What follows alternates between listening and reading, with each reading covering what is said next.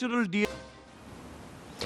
and welcome, ladies and gentlemen, to a new edition of the Daily Debate. In tonight's show, we're going to be focusing on the relationship between Egypt, Cyprus and Greece, this tripartite relationship, and the President, in light of this cooperation, has visited the Greek capital, Athens, and had a meeting discussing many regional issues and issues of mutual concern as well between the three countries.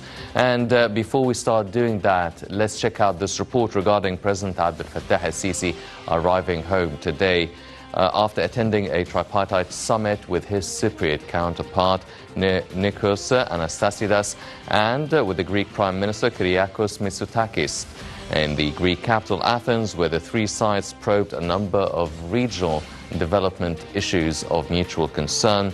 And on the sidelines of the summit, President Sisi witnessed the signing of a number of memos of understanding that aim to foster the ties between the three countries in various domains. Let's take a quick look and we'll be right back.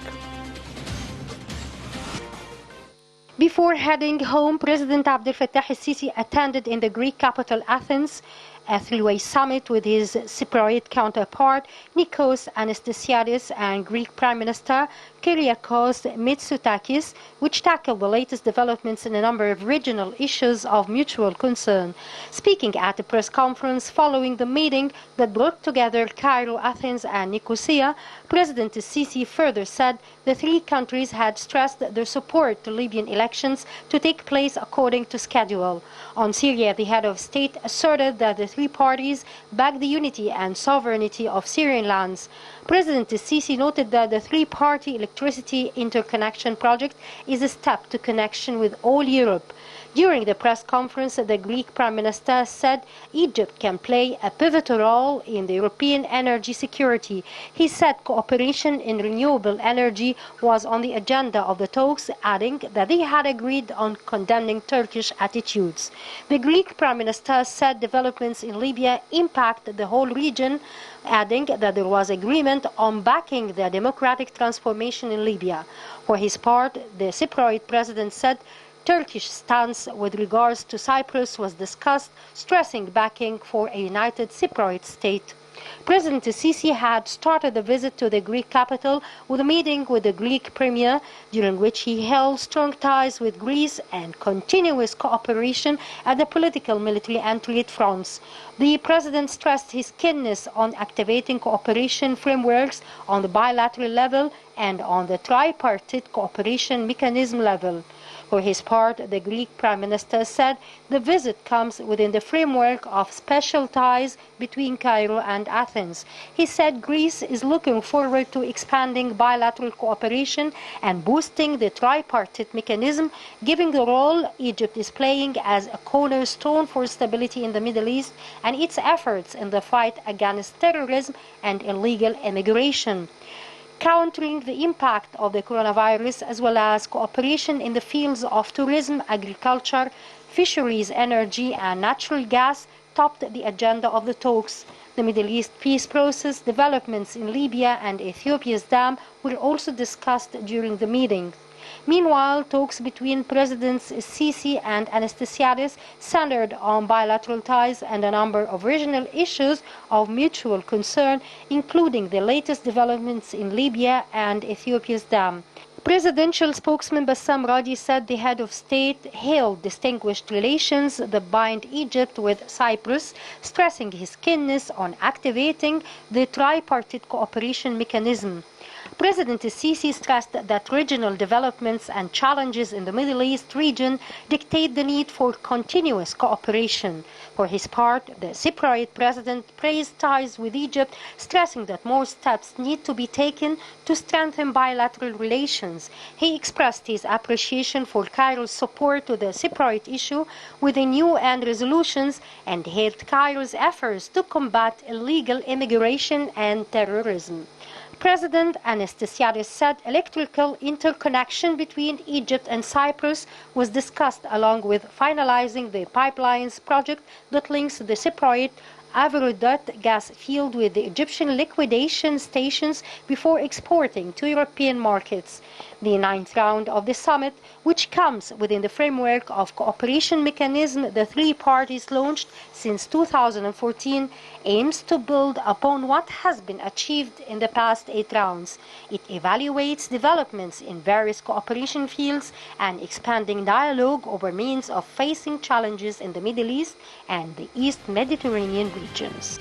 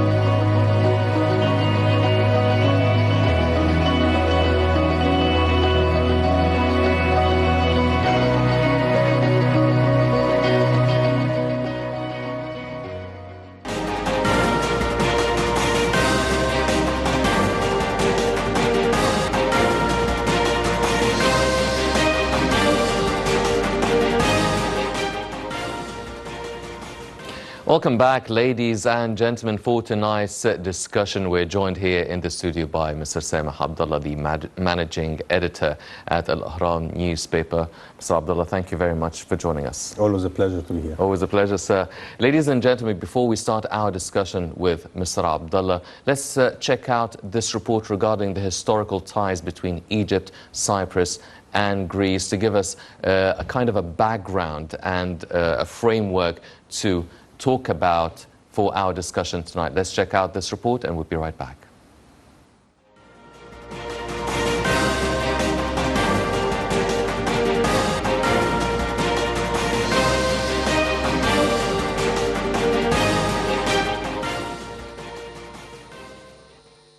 Egypt, Cyprus and Greece enjoy strong bilateral and trilateral strategic relations due to cultural and historical ties between the three nations. Egypt and Greece today enjoy friendly relations. Modern diplomatic relations between the two countries were established after Greece gained its independence in 1930 and are today regarded as cordial. Both countries are members and partners in several international organizations such as the UN, IMF, OSCE, and the UN for the Mediterranean, among others. Greek Vice President and Minister of Foreign Affairs, Evangelos Venizelos, paid an official visit to Egypt on the 5th of September of 2014 in an effort to boost bilateral relations between the two countries. The visit issues of mutual concern as foreign investments, trade, as well as tackling matters of mutual interest, such as defining the EEZ boundaries between the two countries and boosting further cooperation between the two governments and international organizations and forums. Cypriot President Christophe paid a 3-day official visit to Egypt as he assured President Abdel Fattah el-Sisi, the Egyptian government officials and businessmen that Egypt can rely on Cyprus, especially with regard to relations with the EU. The Cypriot president referred to the very important agreements signed on the research for oil and gas region, expressing certainty that the two governments create a very stable cornerstone to further cooperate in various fields. President Abdel Fattah el-Sisi, the Cypriot President Nikos Anastasiades, and the Greek Prime Minister Antonas Samaras held a tripartite summit in Cairo on the 8th of November of 2014, where the leaders of the three countries tackled the ongoing issues in the region of the Middle East and the Eastern Mediterranean Sea, and agreed to intensify the cooperation between the three countries in economy, security, tourism and energy, as well as defining the common maritime borders and the EEZ in the Mediterranean Sea. President Sisi, Anastasiades, and Samaras agreed to further encourage the foreign investments to the Egyptian economy and infrastructure. On the 6th of August of 2020, Egypt and Greece signed an agreement on the exclusive economic zone of the two countries. The agreement strengthened Egypt and Greece's relations, something that both prime ministers mentioned. On the 27th of August, the Hellenic Parliament ratified the Maritime Accord with Egypt. Later on, the UN's Division for Ocean Affairs on the Law of Sea published the agreement. In April of 2021, Greece, Cyprus, and Egypt signed the Trilateral Military Cooperation Program in order to improve and upgrade military cooperation between the two countries.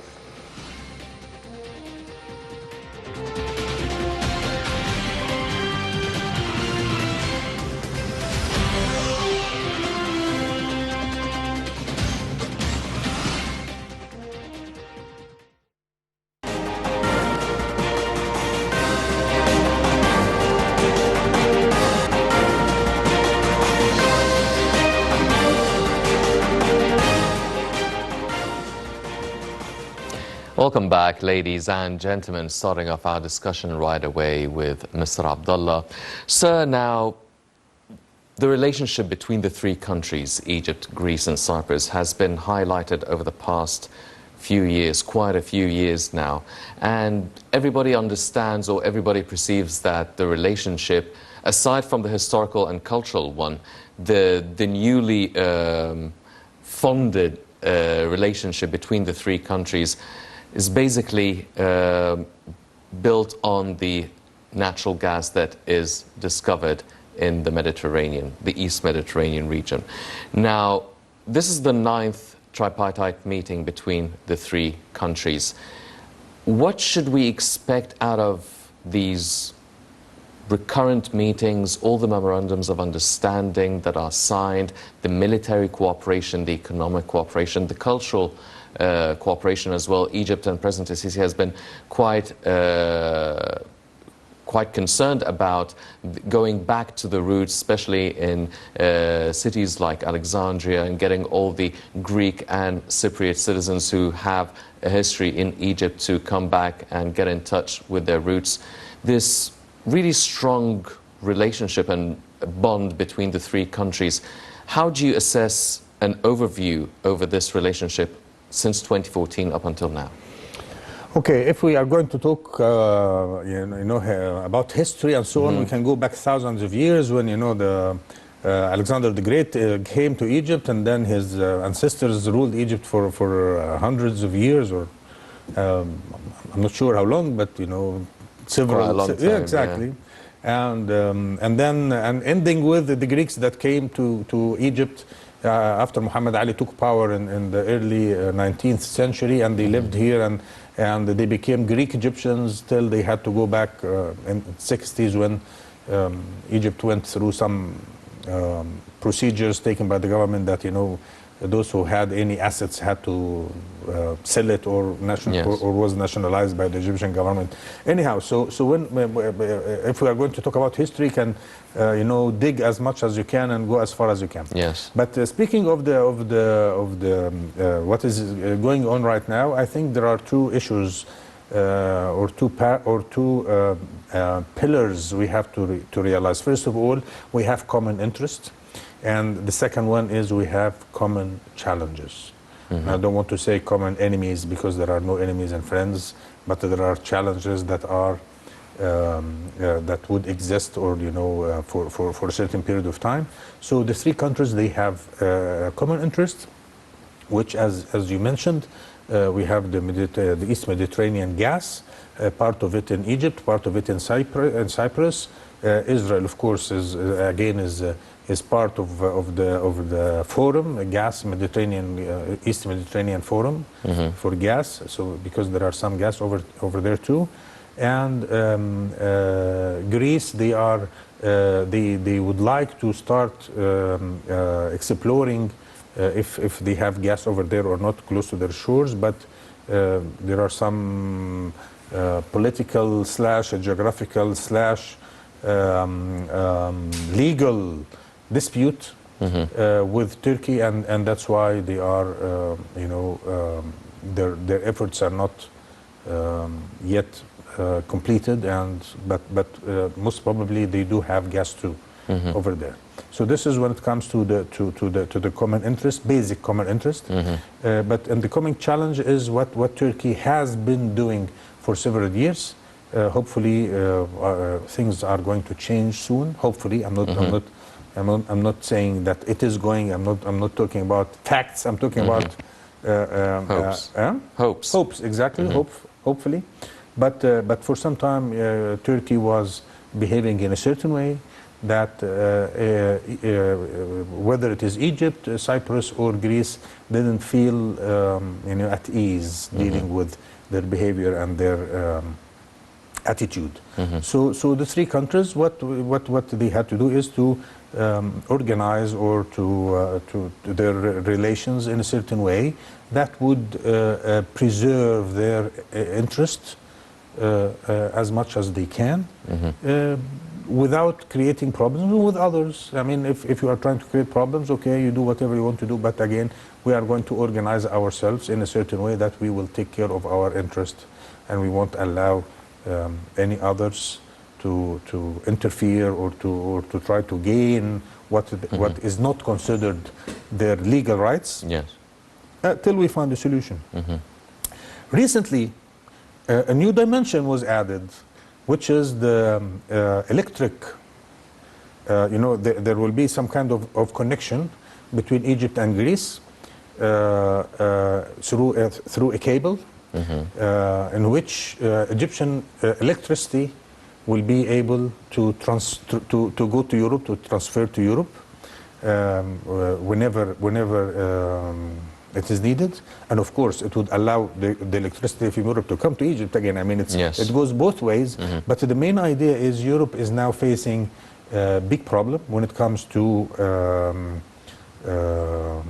energy, and there are supplies from Russia, gas and so on, but again it went very high, and Europeans, they have certain regulations when it comes to the carbon dioxide, and I don't know, producing electricity has to. So they are not using coal anymore.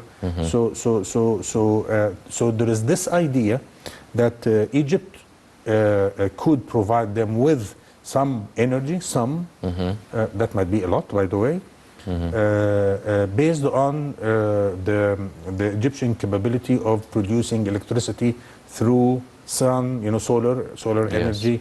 And gas that we have a lot of producing. So we can produce electricity over here or generate electricity over here and then pass it under the sea, or through a cable to Europe. They benefit and we benefit and so on. So things are going very well. I can say this cooperation is based on solid ground. Because sometimes you hear about mutual, I don't know, whatever, bilateral, common I mean, there are things that sometimes people would say, but it doesn't have a real meaning. No, here there is a very strong, clear meaning. We are preserving our rights, we are taking care of our rights, we are cooperating for the benefit of the area. We are trying to give a message to those who would like to create some disturbance that, take care. And we are open to everybody that would like to abide by the international law. And this is what everybody is, at that moment, everybody will be happy because we will have a reference. Yes. Instead of just using muscles. Yes.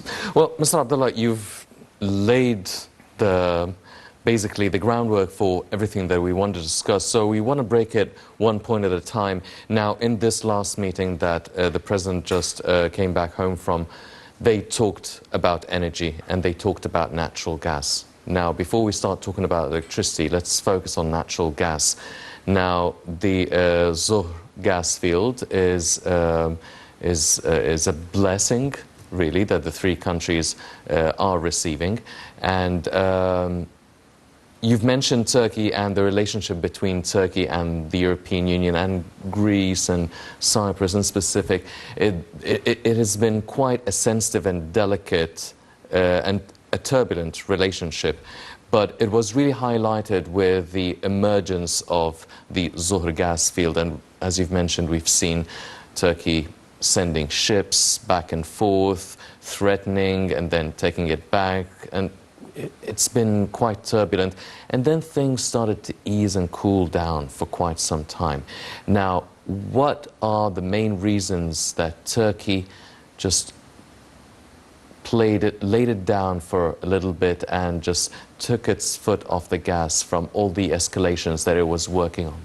Okay. First of all, Turkey, even while they were, speaking in a very loud voice and trying to, stretch their muscles and moving around and saying blah, blah, blah, whatever they were saying, they didn't touch the Egyptian rights whatsoever, territorial rights. They never claimed anything. They never even came closer to it. So these lines that are drawn over there, they don't claim anything at all. And this is a point that I have to make it clear.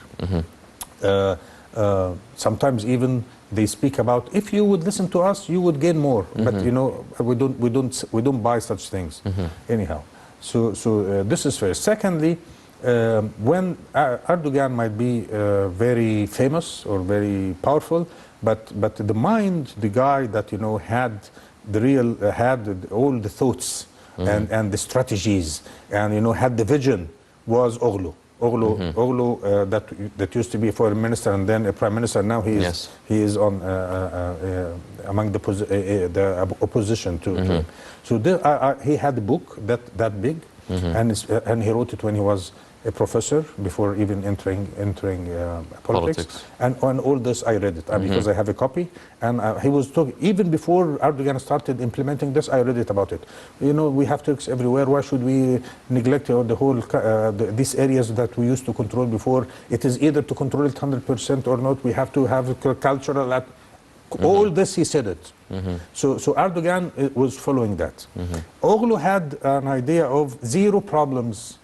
That was his strategy as a foreign minister. Zero problems with the neighbors. And then Erdogan turned this to zero peaceful, zero normal relations with almost everybody. He was looking for anybody to create problems with. So, and then he thought that by using a very high voice and by behaving like a bully, and we are going to do whatever we want to do. We have shores and we have rights, and we are Ottoman Empire and we have historical rights. And he goes to Sudan and he tries to do, I don't know, take Sawakin and he behaves as if he's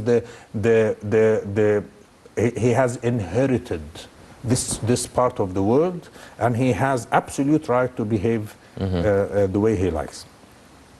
At that time, he was betting, or he was playing the Ikhwan, the Muslim Brotherhood card, and he thought that the Muslim Brotherhood could regain power in Egypt, and then he was supporting them in Libya, he was supporting them in Tunisia, supporting them in other places too, and he thought that by playing this game and with the support of those people, he could achieve what he wanted. And then he discovered that it was more of an illusion. So, and he woke up.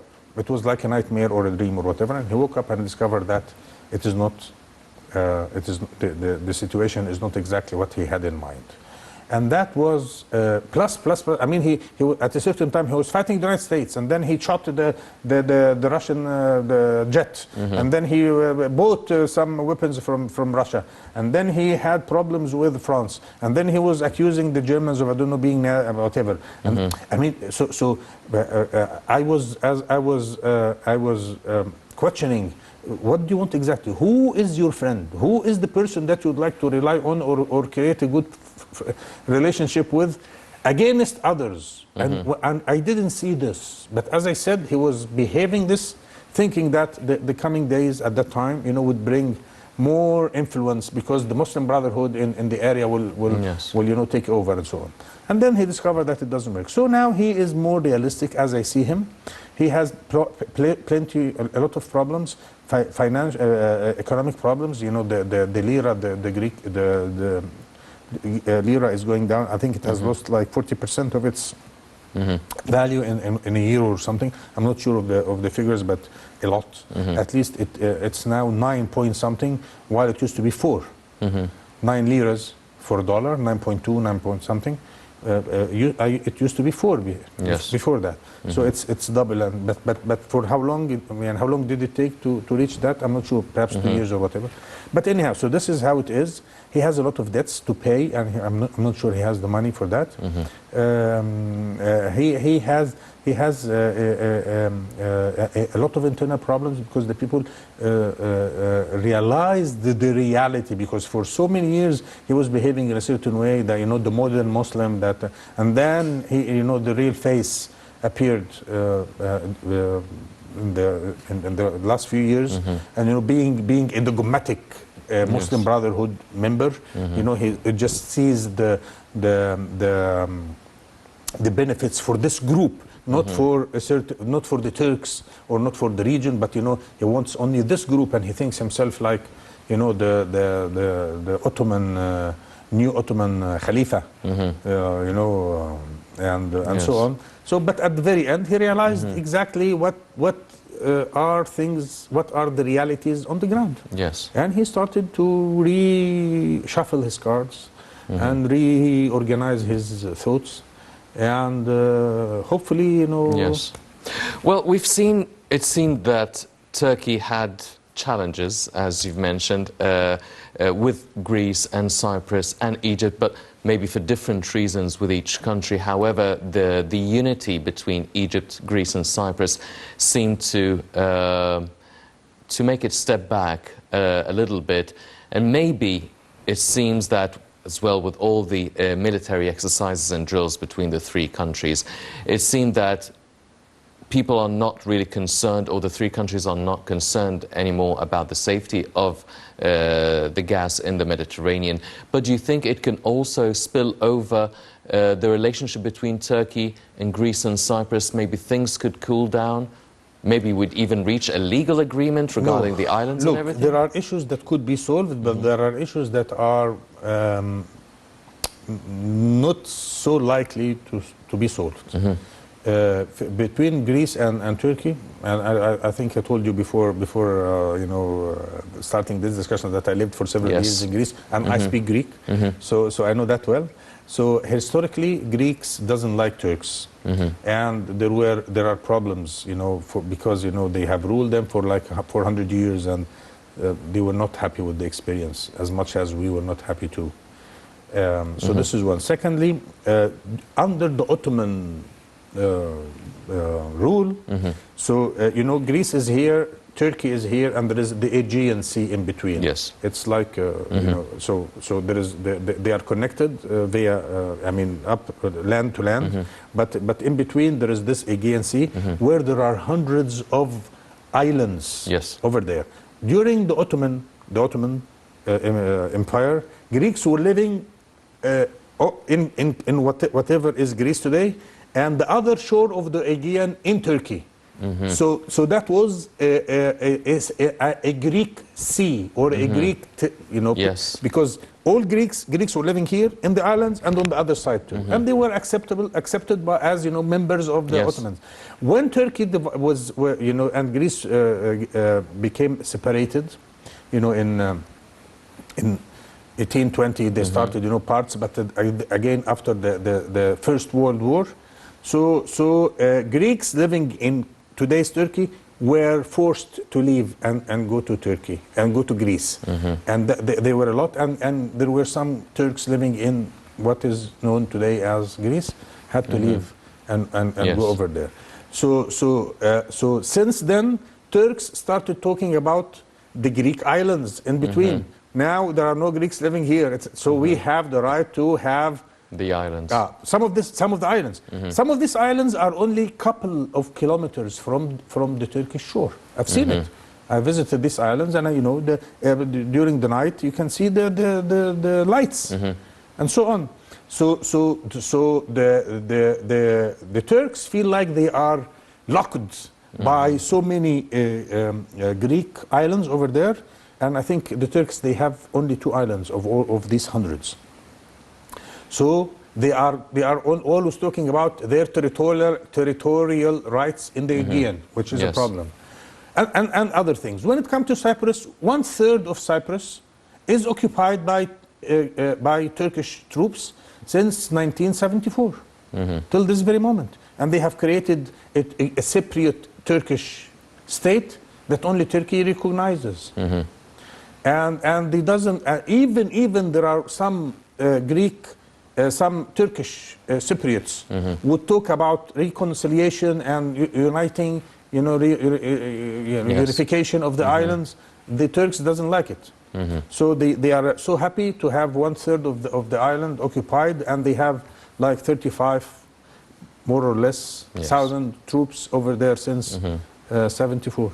So I don't think that these are either the Aegean or the occupation are things that could be solved easily soon. Yes. But on the other hand, this territorial issues and economic zones and everything, I think they are more likely to be solved if the Turks would behave in a rational way. Yes, well, hopefully so. But one of the things that were discussed during this latest meeting between the three countries was energy and natural gas.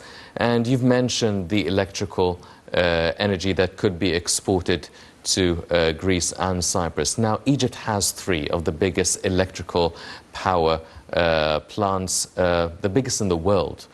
Now, probably they were built and established with some sort of such a prospect in mind. Now, with Egypt being this country that is gifted with the natural gas, that is gifted with the electrical power generation, they actually mentioned, the Cypriot president and the Greek prime minister, they mentioned that Egypt can provide energy and really help with the European energy as a whole. Now, it seems a little bit strange when we talk about these European countries or members of the European Union who might be having or suffering from a shortage of not just oil but electricity. How much of a political weight is Egypt now enjoying because of these things, and can it really change the dynamics and really enhance the relationships between Egypt with Greece and Cyprus and in turn the other European countries? Yes, it would. First of all, we have to realize that we might have gas, we might have the plants for the gas to be liquefied, then exported as a liquid to other destinations. But we cannot compare our resources with the Russian resources.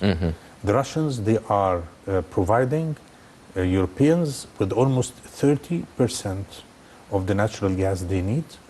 And what they provide in quantities is 200 billion square meters or cubic meters or whatever, cubic, yes. Either cubic feet or cubic meter, I'm not sure, meters, but it is 200. We are talking about 2, 4, 6, 8, 10,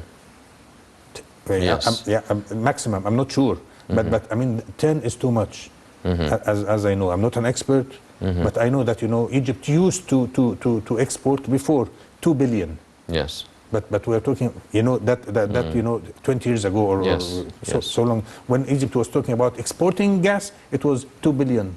Yes. So now we are talking about 200 billion and the capability to provide more.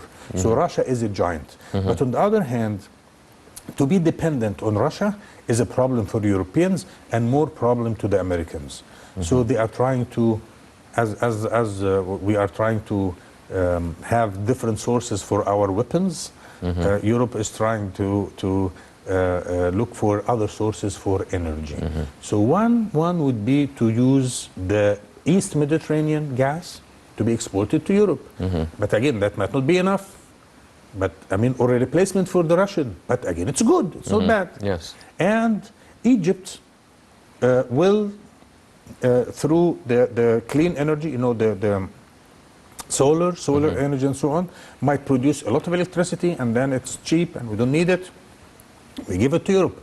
So then you would say Europe doesn't have energy, you know, or electricity, that is strange. Yes, it is strange, but because they have their own system that doesn't allow pollution, that doesn't allow, that they first of all, I mean, for example, they depend a lot on the wind mills. Windmills, yes. So the wind doesn't function well, then it doesn't produce a lot, and this is really what happened.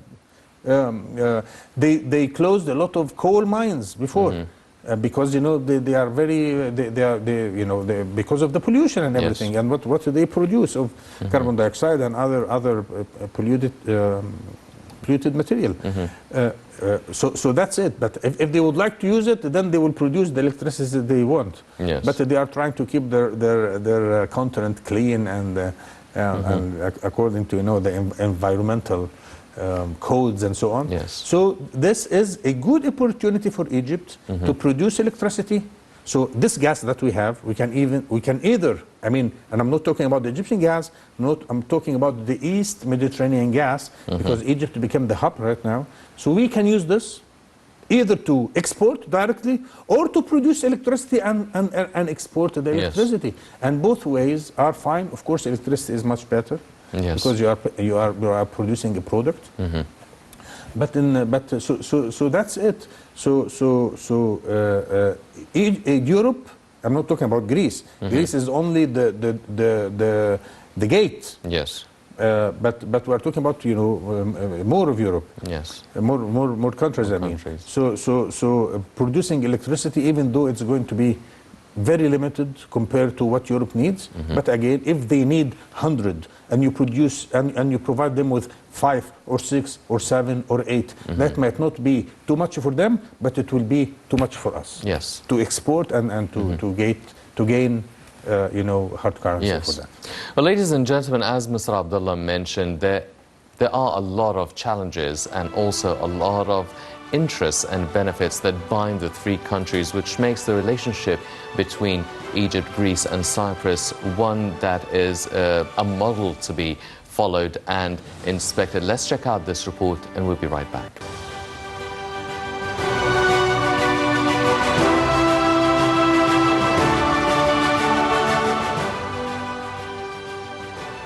Egypt, Greece and Cyprus gave the international community a role model for successful international relations and cooperation between the countries, as they represent unique ties between the three governments. Egypt, Greece and Cyprus's relations are strong and historical. The Egyptian-Greek Cypriot Tripartite Summit is a particular evidence on boosting coordination between the three countries, as well as enhancing the relations in the political, economic, trade, security and tourism fields. The volume of trade between Egypt and Cyprus has increased to 60 million euros between January and July of 2019 and double the next year compared to 29 million euros during the same period in 2016, with a growth rate of 42.4%. In October of 2012, both Egypt and Cyprus signed an agreement in the field of oil and gas exploration, especially on the border zones of both countries. During President Sisi's last visit, several new agreements were signed between both countries, including memorandums of understanding on health affairs, security issues, tourism and communications. Egyptian-Greek relations, one of the oldest political relations between two countries in the world, between Greece and Egypt, date back to the establishment of Alexandria's city, even before Alexander the Great. Foreign Minister Sameh visited Athens more than 3 times. Other senior Greek officials visited Cairo, including Prime Minister Alexis Tsipras and President Prokofias Papalopoulos. Greek investments in Egypt are estimated to be more than $3 billion, which places it in the 5th position on the list of highest European investments in Egypt.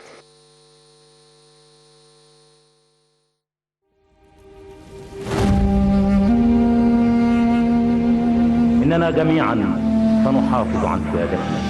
نحن نؤمن بحقنا في الحياة ونحن نؤمن بحقنا في وطننا. إننا قتلنا وسوف نقاتل تحرير أراضينا التي أمسك بها الاحتلال الإسرائيلي سنة 67. إن مطلبنا في الحرب معروف، لا حاجة بنا لإعادة الشر.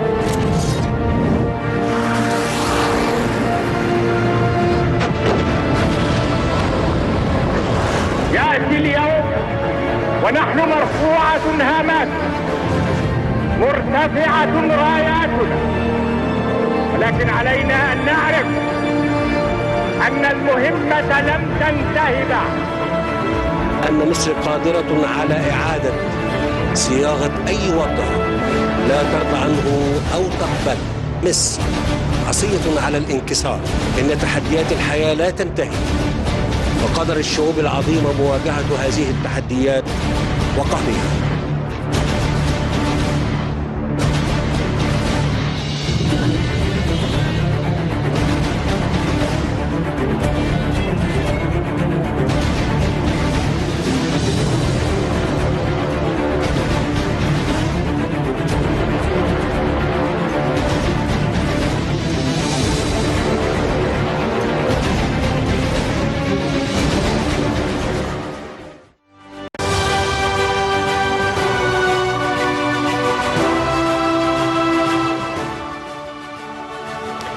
Welcome back, ladies and gentlemen, continuing our discussion with Mr. Abdalla.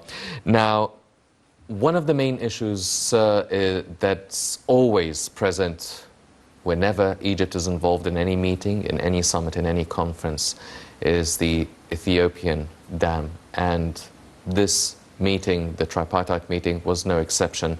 Still, Egypt is discussing the Ethiopian dam and Egypt's share of the Nile water. Now, this is an issue that's been going on for a decade, 10 years, with all the ups and downs, the political developments, all the mediators entering the discussions regarding the dam. Now, since we're talking about Greece and Cyprus, you're talking about transferring electricity, you're talking about military cooperation, you're talking about energy, cooperation in the fields of energy. And these European countries are members of the European Union, and that should amount to something. Keeping in mind with the whole Tigrayan situation and the airstrikes that are taking place in Mekelle now, do you feel that maybe with all of these different factors and all these different players and all of the political weight that Egypt is using, do you think that we might be finally seeing some sort of a light at the end of the tunnel in this file? Yes, one way or another. There will be definitely light at the end of the tunnel. What will be the source of this light? I'm not sure. It might be a candle, it might be electricity, it might be, I don't know, wood, you know, burning woods, or whatever. So, and I think the Ethiopians, they are wise enough to realize that. They might use the case or the issue for one reason or another, or over here or over there, but they, I think they are aware that this is a very serious, very serious, very serious. Don't try to hurt the lion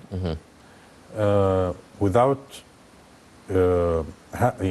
keeping in mind that he might attack you one way or another. Yes. I'm not saying, you know, but Egypt is more than a lion, and you are trying to create problems to the lion. You are touching very sensitive issues related to, you know, the only source of water that we have, and water means life. And I'm not sure that the Ethiopians might think that, you know, 100 and more million Egyptians will just wait till they die, you know, thirsty. Yes. Thirsty. It won't happen. It won't happen. And so at a certain moment, I believe, you know, wisdom will prevail. Yes, hopefully. Yes, inshallah. No, I believe so. But on the other hand, that's not a problem. I mean, we can solve it one way or another one. Yes. And when it comes to life and death, you have nothing to lose. So if you would say that, you know, European might not be happy, Africans might be okay, but I'm going to die. So for a person to be sad or to be unhappy or to be angry or to it's more acceptable to me compared to, you know, dying of Yes. Thirst. yes, Yes. of thirst, exactly. So this is one side. On the other side, it's very wise from the Egyptian government to keep talking about this in wherever and whenever there is an opportunity, because what we are doing now is to emphasize and make it clear to everybody the challenges we are facing and the efforts we are making to find a solution that would be acceptable by all, that would be I mean that the interest of everybody will be met. Yes. We are not saying it's either Egypt or Ethiopia. We are saying Egypt and Ethiopia and Sudan, of course. Yes. Yes. And we would like to live and let others live. And we would like to cooperate so that Ethiopians would have a better life while they are not hurting us.